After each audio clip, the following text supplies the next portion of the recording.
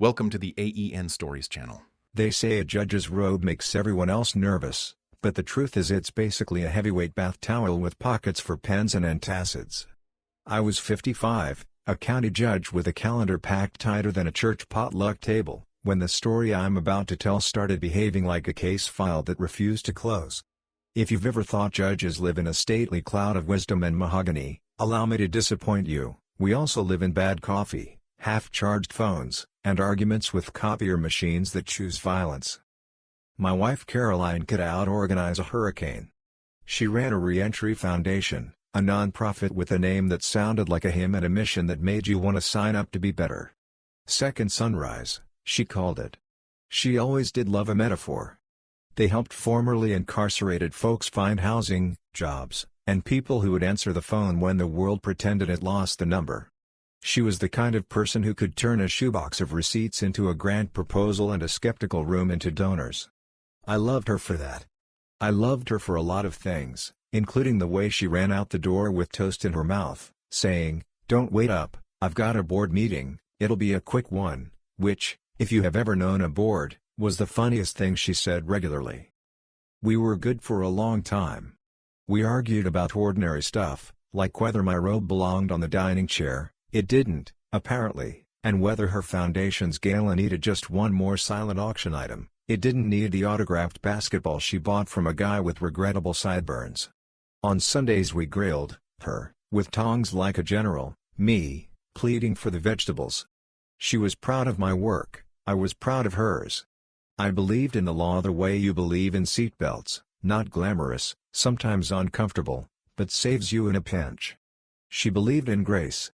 Together we were a respectable American couple with a dog named Dottie who judged us both. Our paths intersected in the way people love to reference in speeches. I'd sentence someone to time served with supervised release, and a month later I'd see their name in Caroline's newsletter, holding a broom and smiling like a textbook example. She called them clients, I called them people who needed a good month. I learned to say formerly incarcerated instead of ex-con. She learned to say probation compliance instead of try not to be slippery. We lived in that cozy Venn diagram made of belief and bureaucracy. Then, small changes. That's how it starts. Not with thunder, but with a squeak you keep meaning to oil.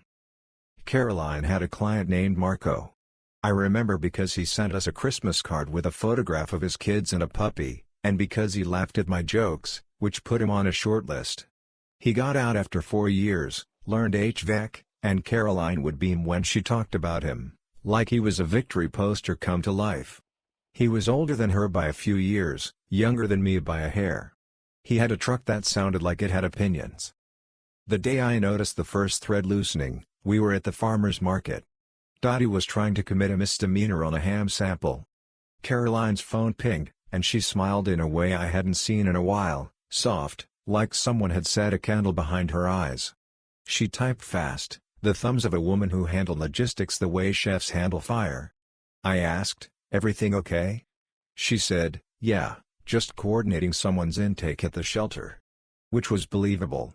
It was always believable. That's the professional hazard of being married to someone who does good, you can't distinguish sainthood from secrecy at first pass. More pings. Late meetings. Quick coffee requests that were more often dinner length. I'm not a jealous man, I'm a tired one. But tired men notice when they're alone at their own kitchen island, correcting a draft jury instruction while the other place at the counter is clean and cold.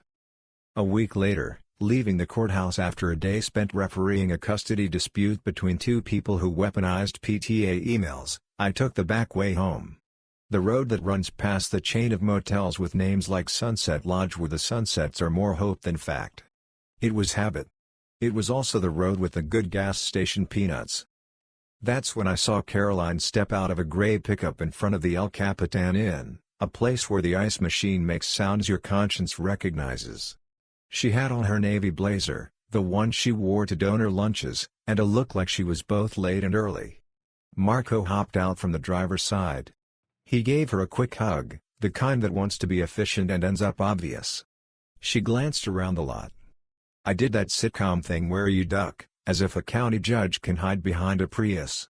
They spoke for a moment I couldn't hear, nodded like colleagues, and then she headed toward the sidewalk. He went toward the doors. My stomach did a fishhook.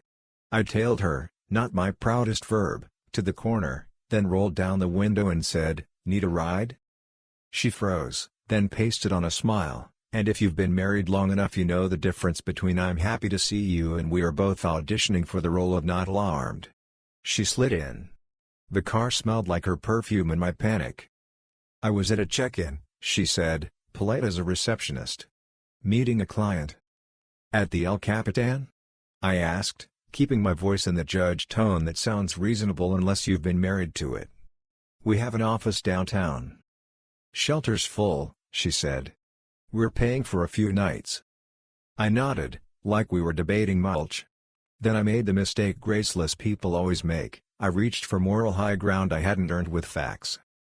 "I wish you'd told me," I said.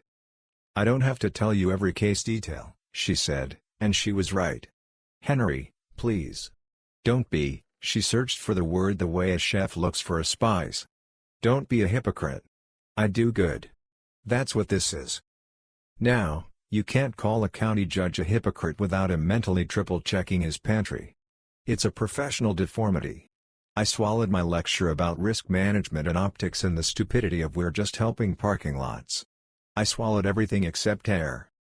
We drove home with the radio humming news at us like static. That night, I slept like the floor was tilted, and in the morning, the tilt was still there.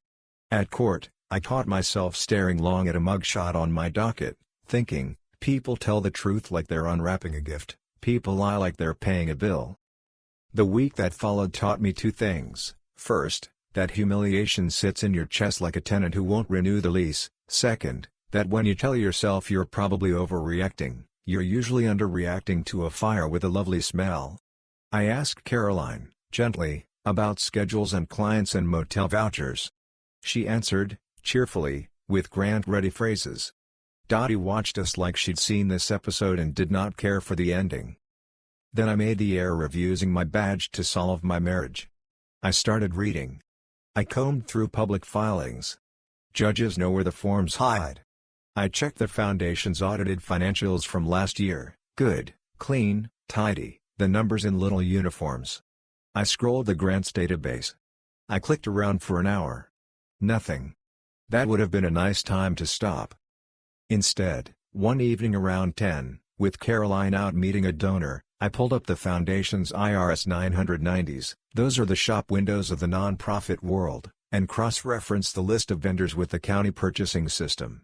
I wasn't looking for anything in particular, I was looking for the feeling. It arrived like a draft through a closed window, a vendor name that didn't ring anywhere else. Ascendant Solutions LLC. They'd billed the foundation 12 times for transitional housing placements.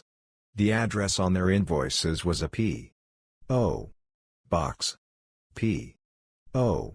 Boxes, like alibis, aren't always suspicious, it's the company that doesn't have a phone number that sings. I started a spreadsheet. Nothing makes Fury feel productive like columns. More bills. Reimbursement requests for work readiness kits that cost more than my first car. Mileage logs that looked like someone painted numbers with a broom.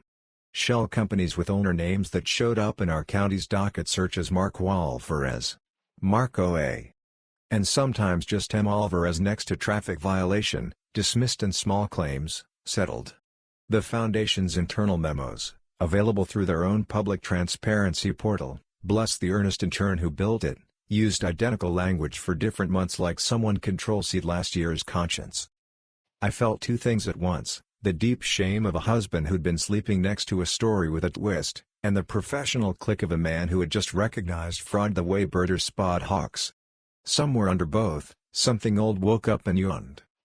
Law without truth is an empty sound. It wasn't one of my notions. It belonged to every courthouse I ever walked into and every tired attorney who ever stood in front of me hoping someone would hear the part that mattered, not the part that was loud. It landed in me with a kind of quiet that felt like the opposite of despair. It felt like a question, "Well, Judge?" The old lion that lives under the robe stood up. He isn't the roaring type, he's the kind who looks at you like a disappointed grandfather and says, "You know what to do." You'd be surprised how often that works. I didn't confront Caroline that night. I didn't wave spreadsheets like surrender flags. I sat in my office, wearing sweatpants and a t-shirt from a bar trivia night where our team came in third, and I did what a decent prosecutor taught me 27 years earlier: follow the money at walking speed so you don't scare it. I requested the Foundation's public-facing records, board minutes, policies, conflict of interest disclosures. I downloaded their vendor W-9s. I checked the state's business registry. Ascendant Solutions LLC had been formed 6 weeks before the first invoice, by an organizer named Mark Walvarez, with a registered agent that existed only on paper in an office park where businesses go to nap. A second vendor, Riverbend Employment Services, traced back to a cousin of Marco's who, according to our records, had 3 employees, his nieces and a dog. None of this was illegal on its face. It was merely the kind of smell that makes auditors line up for lunch. The board minutes were a master class in how organizations lie to themselves without anyone using the word. Discussion regarding innovative housing pipeline, motion carried. Executive session regarding HR matters, no action taken. Half the language was fog, the rest was seasoning. Caroline's executive director report: oh, it was beautiful. Charts. Smiling faces. Placements increased 18% quarter-over-quarter. I wanted to print it and give it an award for most convincing fiction in a non-fiction category. Here's the part where you ask, why didn't I talk to her? I could say I wanted evidence strong enough to face the wind. I could say I was scared I'd ask a question I already knew the answer to. Both are true. Also true, I did not trust my voice to do anything but break. There's a time to be a husband and a time to be a public servant, and somewhere in there I had to be a man who wasn't either. Just a citizen with a duty not to be a coward. I printed what mattered. I numbered exhibits, because old habits die loudly.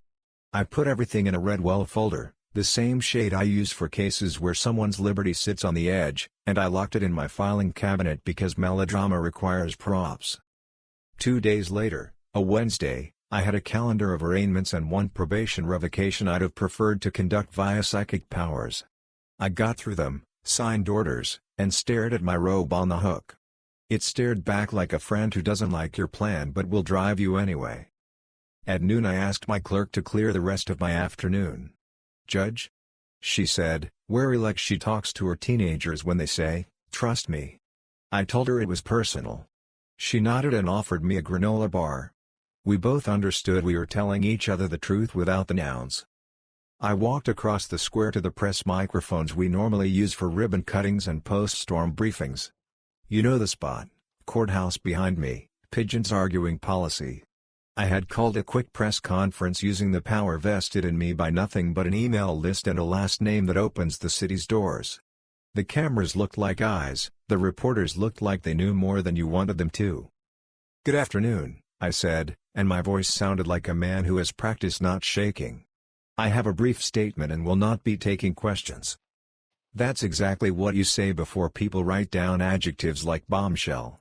I kept it simple. My name is Judge Henry Wallace. As of this moment, I am resigning my position as county judge. I am doing so because I have come across evidence of financial misconduct at a local nonprofit where I have a personal connection. I do not believe I can fairly oversee cases that might touch this matter. I have delivered the evidence I have to federal authorities. I love this city. I love the law. Law without truth is an empty sound. I will not be part of an echo. I didn't look up at the word resigning. I didn't look at the woman from Channel 6, who always asks the friendly questions. I didn't look at the courthouse windows where, I swear, the building itself looked surprised. I looked at the red folder in my hands, held together by a brass fastener, and I handed it to the FBI agent who had agreed to meet me on the steps like we were in a TV show that still believes in procedure. He was younger than me and had a haircut that said no time for man buns. He said, "We'll be in touch." He did not smile, which I appreciated. I turned around, walked back inside, hung my robe up, and sat at my desk a long time like you do when you move out of a house. You look at the wall where the family photos used to be until it looks familiar again. People think resignations feel like jumps. They feel like landing. Caroline called before I finished my second granola bar. "What did you do?" she asked. Not surprised. Furious. What I had to, I said. My voice did that thing where it gets calm because the museum closed half an hour ago. I sent the documents. To who? She said, and then answered herself. The feds. Jesus, Henry. Your status, do you realize what this does? The headlines? Do you think this helps anyone?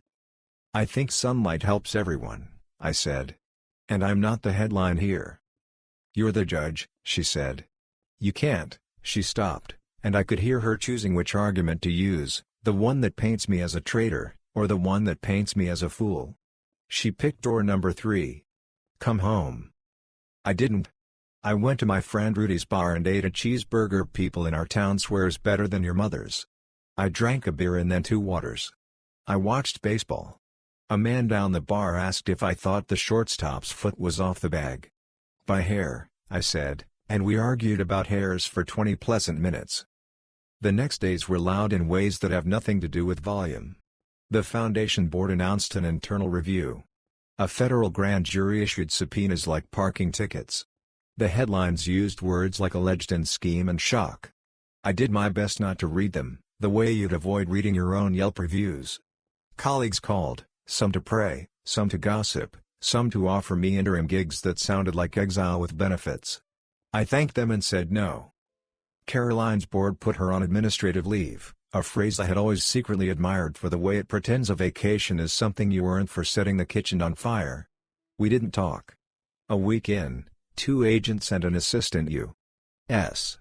attorney sat with me in a great room and asked me the kinds of questions you ask a witness. What did you see? When did you see it? What's your relationship to the parties? I answered like a man who knows better than to embroider. I did not add what I felt. Feelings are bad at depositions. The arrest happened on a Tuesday at 7:10 a.m. Which is when most American tragedies occur, because it's when people with schedules are most sure of themselves. I didn't see it. I found out when my phone sang and sang and sang until I turned it face down like a bird that might peck me. At noon, the foundation posted a statement that made accountability work hard for its paycheck. The board resigned 2 days later. A donor tried to start a successor organization. The paperwork got lost. People have asked me since if I feel vindicated. The answer is no. Vindication implies a party, maybe balloons. What I felt was more like a back spasm finally relaxing. I missed my job in ways I didn't anticipate. I missed the daily decoding of human messes. I miss my clerk's granola bars and the old man who called the courtroom church and the balancing act of mercy and rules.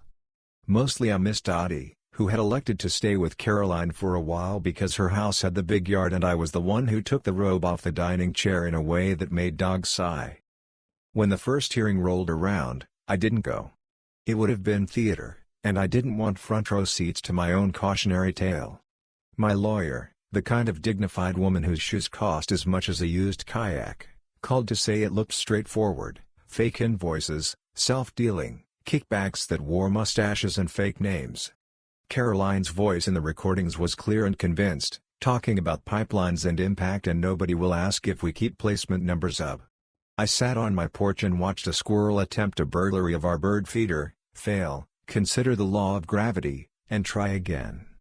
The squirrel and I shared a moment of respect. I moved out in the kind of slow, courteous way people move when they refuse to hate each other even as they detonate. We made lists. We split the house like it was an amiable amoeba. She kept the mid-century chair we both pretended was comfortable, I kept the dented skillet that made every grilled cheese a memory. We didn't argue about the wedding photos, we boxed them like fragile artifacts of a civilization we both belonged to once. I took 3 suits, 4 ties, and all the socks with little gavels on them because, frankly, she never liked those socks. We had one conversation that wasn't logistics. It happened at the dining table where my robe had once hung. She looked like a person who has run 5 miles in the wrong direction and is deciding whether to lie down or sprint back. I did good work, she said, and it wasn't a question. You did, I said, because that's the part that makes the whole thing more painful than melodrama can carry. People who do good can do harm. You also did what you did. She nodded, tears the size of decisions gathering and not falling. I thought if I could just keep the numbers up, the money would come, and the good part would balance the ledger. She laughed in a dry way. Turns out the ledger is what it is. Turns out, I said. She asked me if I hated her. I said no. I told her I was angry, disappointed, sad, and tired enough to sell those words wholesale. I told her I was grateful she'd once believed in me when I was not yet a judge and was still a public defender with a car that stalled at red lights. I told her she would always be the person who put a rescue dog in my lap and said, "She's yours now." She cried, finally, and I did not, because we had a schedule and my body had picked its shift. After you resign in a small city, every trip to the grocery store is a reunion tour. People stop you to say things like you did the right thing and you should run for mayor, and my cousin got railroaded by that one judge in the next county. A retired teacher pressed a bag of peaches on me as if truth required potassium. I started cutting my own hair. That went about how you'd expect. What I did next surprised people who imagine a judge's next job must involve more mahogany. I went back to where I started, a classroom. The law school at the state university was looking for someone to teach trial advocacy and professional responsibility. "We can't pay what you're used to," the dean said, apologizing with the handclasp of a man who keeps tennis balls in his trunk. "But we can offer you the chance to turn 25 loud opinions into 12 decent arguments." I said yes before he finished responsibility. The first day I walked into room 204, I felt the shy joy of civilians, laptop cords everywhere, a whiteboard that remembered previous classes like a drunk on a bar napkin, students with faces that telegraphed everything. I put down my bag, took out a piece of chalk because I am 90, and wrote 2 sentences on the board. Tell the truth. Sit up straight. They laughed. I told them I was only half kidding. I told them that truth is what keeps the fancy words from walking in circles, and posture is what keeps your lungs from making you sound like a kazoo. I told them stories about cross-examinations that turned into therapy sessions, about opening statements that promised too much like a bad dating profile. I taught them to object without being obnoxious, a life skill that I should print on a towel. One afternoon, after a class on conflicts of interest where I pulled my own life gently across the coals, a student lingered. She was the sort with a planner and a highlighter color code. "Professor Wallace," she said, "and I will never not grin like a child when people call me that. How do you know when to walk away? From a case, from a job, from a person?" I thought of Caroline in that navy blazer, of the motel ice machine, of my Redwell folder, of Dottie chasing the absolute limit of a squirrel's patience. I thought of my robe on the chair and my name on a door that would now belong to someone else. I thought of the way the sound in my head had changed the day I said the sentence that is less a motto than a handrail. "Law without truth is an empty sound," I said to the class at large, who had started to tune in the way a room does when gossip arrives dressed as wisdom. You walk away when you're being asked to make noise. Sometimes it's lovely noise. Sometimes it's a whole orchestra. But if it isn't true, you'll hear the hollowness forever. And no robe, no title, no paycheck will plug that echo. A murmur, the good kind. The student nodded like someone recognizing a landmark she'd only seen on a map. I ended the semester by taking them to the county courthouse on a day when the docket was heavy on human foibles and light on weapons. We sat in the back and watched a bailiff soothe a scared teenager with a cup of water. We watched an exhausted public defender pull a miracle out of a statute. We watched a judge who used to be my colleague tell a man he'd gone too far and then show him where the line was so he could find it again. My students took notes frantically, I took none. I just listened to the room breathe. If you're waiting for the sweeping moral, I've got 2 small ones instead, the size you can keep in a pocket. First, people are not their worst decisions or their best press releases. They are the sum of 1,000 little choices made in rooms with bad lighting. I have been both glorious and foolish in those rooms. I suspect you have too. Second, truth is suspiciously quiet. It doesn't need a megaphone. It will stand next to you in a cheap suit or a robe or a sweater with chalk dust on it and wait until you're tired of performing. Then it will say, very softly, "Here I am." You can ignore it for a long time. You can even build a non-profit on top of the ignoring. But sooner or later it knocks, politely, persistently, with a sound that isn't empty. Some evenings now, after class, I walked Dottie around the block and we passed the courthouse at the blue hour when windows swallow sky. I nod at the building. It doesn't nod back, which is fair. It has a new judge.